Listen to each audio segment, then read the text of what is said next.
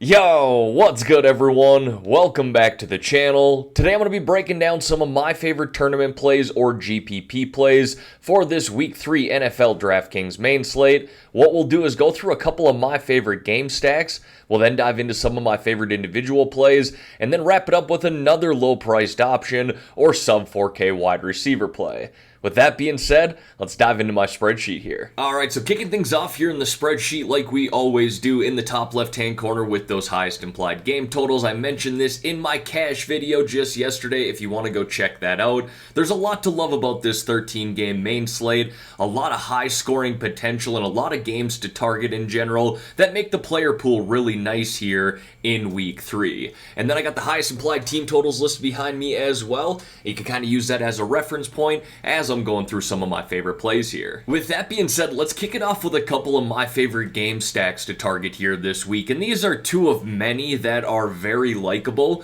but this game between Minnesota and Detroit definitely has my eye. Minnesota just looked awful on Monday night. This is a great bounce back spot for them at home against a division rival in the Detroit Lions. But Detroit has been no slouch to start the season either. Both teams 1-1, and Detroit has put up 35 plus points in each of their first two games. So they can definitely find the end zone, and they should be able to do that here against this Vikings defense. And the Vikings should be able to do that against this Lions defense. Now, we could kind of approach this a number of different ways. You notice I don't have Justin Jefferson in here, and that definitely scares me, especially considering he is projected to have less than 11% ownership. So I'm going to try and make him fit in this lineup, but if I do that, I likely need to pivot off of DeAndre Swift for someone like TJ Hawkinson or DJ Shark. And I don't mind that by any means, but I kind of like this little stack here as well, and it's definitely going to be a contrarian stack for this game in general, which has some popularity to it, but Kirk Cousins stacked up with Adam Thielen and Irv Smith, and then running it back there with DeAndre Swift. Adam Thielen has notoriously had those games where he scores 2 touchdowns for 70 yards and 7 catches. I'm kind of hoping that's what he does here this weekend if I roll him out in this lineup. And Irv Smith is just way too cheap here at $3,100. I talked about that in my cash video just yesterday. He saw 8 targets on Monday night, 5 catches, 36 yards, I believe, and scored a touchdown, and should have had 2 touchdowns in that game after dropping a long touchdown pass. So again, I want to get Jefferson in this lineup here for sure, and we can target this game in a number of different ways, but this is definitely going to be one way to approach it from a contrarian standpoint. And then another game stack I like targeting here this week is that game between the Jets and Bengals, and I highlighted this game actually in my first look video on Tuesday.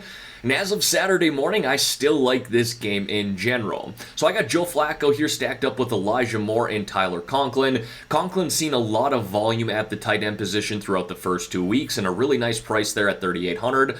Elijah Moore has not really gotten going so far this season. It's pretty much been Garrett Wilson that stole the show, but there's still some chemistry between him and Joe Flacco, and a really nice price there at $5,000. So the Jets make this a very cheap stack to start with that allow you to fill out the rest of your lineup with some top tier players. And then running it back there with Joe Mixon on the Bengals side of things, I do like this matchup for him against this Jets defense, and he actually leads all running backs in the NFL with 59 touches throughout the first 2 weeks of the season. Now, I don't mind running out a Joe Burrow stack here with Jamar Chase, T. Higgins, or Hayden Hurst, and then running it back with one of those wide receivers or even Tyler Conklin on the Jets side of things, because Cincinnati has not been great throughout the first 2 weeks here, and I think this is a get-right spot for them. What we've seen in the first 2 weeks is defenses adjust to this Cincinnati offense. We've seen cover 2 from these defenses, which essentially means you got 2 safeties over the top, taking away the deep play. Now, if you guys remember last year, we saw this with the Chiefs and Patrick Mahomes. You remember that rough stretch of games that Mahomes went through about midway through the season? That's because defenses started to adjust playing cover 2 against them, taking away the deep play. The Chiefs then went into their bye week, figured it out, and came back and did Chiefs offensive things. But that's what Cincinnati's going to need to do here, because teams are playing cover 2 against them. But what I'm getting at is the Jets have actually only ran cover 2 in the first 2 weeks of this season at a 1.6% rate. And they very well could adjust that here this week, but I don't foresee him doing it 40-50% of the defensive plays. So again, this is a get-right spot here for Joe Burrow and that Bengals offense as a whole too. Now folks, before we dive into some of my favorite individual plays and stacks there, if you could like this video and subscribe to the channel, I would greatly appreciate that. Again, I got a lot of football content coming your way this year and a lot of hockey content as well for those of you who do some NHL betting and play NHL DFS. But again, appreciate you all. Let's get into these individual plays here. And we're going to kick those off with the quarterbacks. I really like Patrick Mahomes in this Chiefs offense this week going against the Colts defense, primarily due to their defensive coordinator in Gus Bradley. If you remember, Gus Bradley was the defensive coordinator for the Raiders last year and for the Chargers in years past. And what he likes to do is run a cover 3 defense. But he, for some reason, doesn't believe that Mahomes shreds that cover 3 defense, but he does. Just last year, Mahomes played this defense twice. In those games, the Chiefs put up 48 and 41 points, where they had one total punt. One punt in 2 games, and Mahomes had 7 touchdowns with 0 interceptions. And hey, guess what? Gus Bradley's run that cover 3 defense at a 67% rate throughout the first 2 weeks of this season. So I'm going to go back to Patrick Mahomes against that once again. And then we got the running backs here, and I talked about a handful of running backs in my cash video yesterday, and all of those guys are going to be in my tournament mix as well if you want to go check that out. One of those guys is Miles Sanders, so I'll keep his story short and sweet today, but Derrick Henry here is someone I wanted to highlight purely on the tournament side of things because he's not been great in the first 2 weeks of the season here. However, the good thing is the Tennessee Titans and their head coach, Mike Vrabel, they know this, and they want him to have the ball more going forward. I think this is a perfect spot for him to get right against this Raiders defense, who, don't get me wrong, has been good against the run throughout the first 2 weeks of the season here. However, when you see these teams from the West Coast have to travel across the country and play an early game, notoriously speaking, and their stats to back this up, they don't play very well. Plus, on top of that, the Raiders are missing a handful of their guys, particularly on the offensive side of things heading into this game, but confidence might be down just a little bit here. Could be one of those games where Derek Carr turns the ball over a couple of times, setting up that Tennessee Titans offense in nice territory, feeding Derrick Henry quite a bit. That's notoriously when we see Henry have big games, is when their defense plays well, which is why I got the Titans defense there, and they turn the ball over, setting up Derrick Henry and that offense in nice position. So if you want to do a little running back and defense stack, I kind of like that this week with Henry and the Titans defense, and I'll touch on that with the Titans defense here in just a little bit. And then I got Miles Sanders there. Again, I'll keep this short and sweet because I talked about him in my cash video yesterday, but needless to say, I like the volume that he's seen throughout the first 2 weeks of the year here. I don't mind the matchup at all against the Commanders. I think that Philadelphia is going to be able to put up points against them.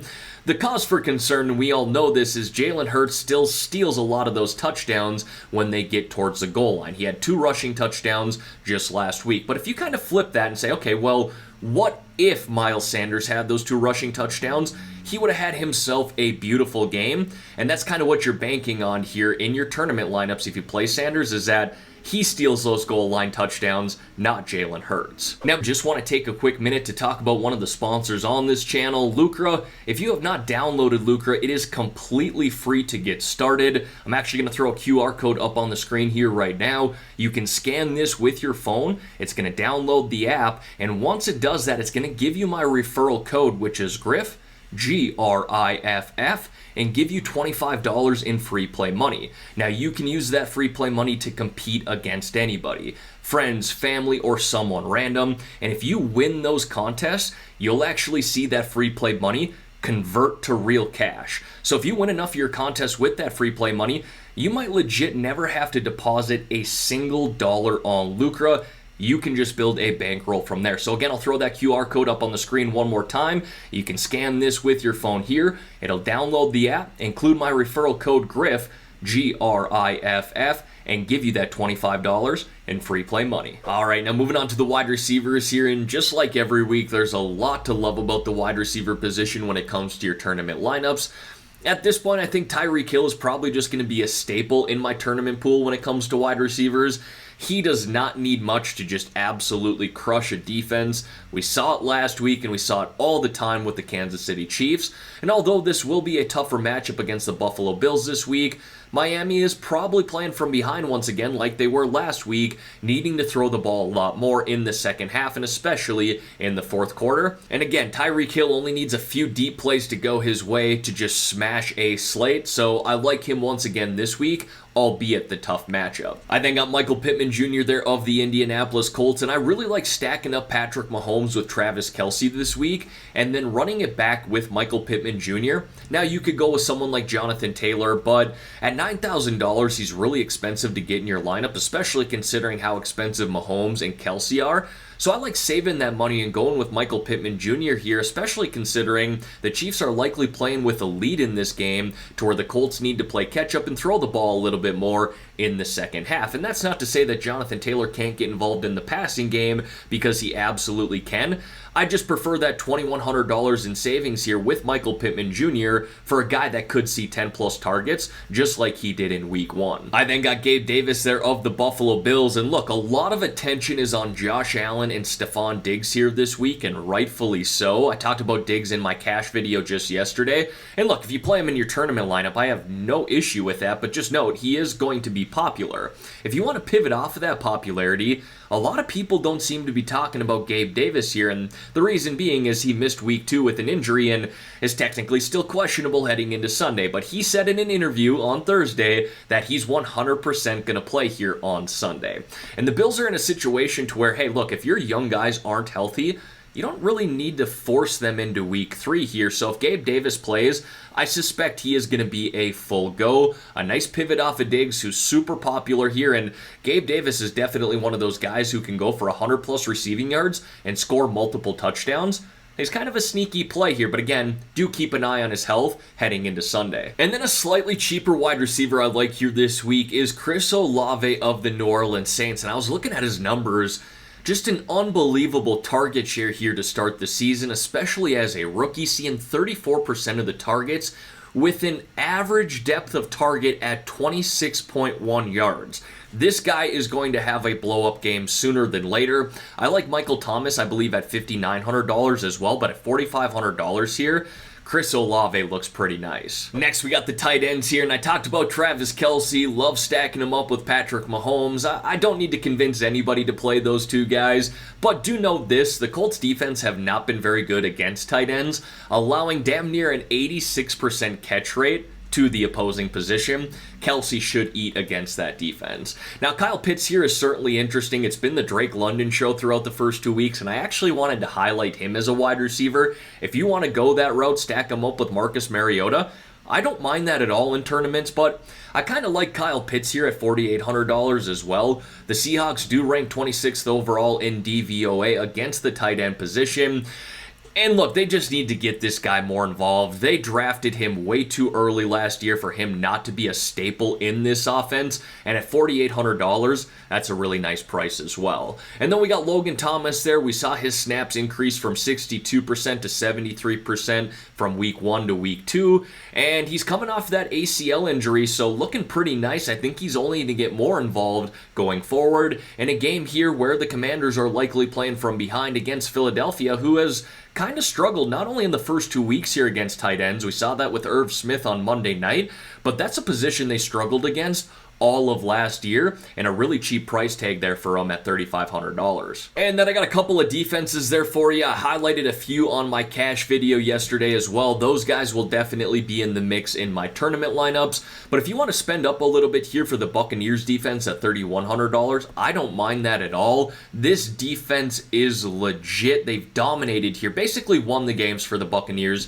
in the first 2 weeks of the season, and although Aaron Rodgers will likely not turn the ball over this week, because that's not notoriously something he does, that offense as a whole for Green Bay is beat up. He very well could take some sacks in this game. And again, a lot of rookies out on the field to where they could fumble or just make mistakes in general. Maybe they make a mistake, run the wrong route, and Aaron Rodgers throws a pick there. But either way, this Buccaneers defense is legit, and I don't mind spending a little extra money on them. And then we got the Titans defense here. You could stack them up there with Derrick Henry. That defensive line is very legit for the Titans, and that offensive line really struggles for the Raiders. That's a matchup they should win on Sunday and create pressure against Derek Carr, who's definitely not afraid to turn the ball over himself. And as always, we're going to wrap up the spreadsheet here with a low-priced option or sub-4K wide receiver play. This week, it is Mack Hollins for me of the Oakland Raiders. Las Vegas Raiders.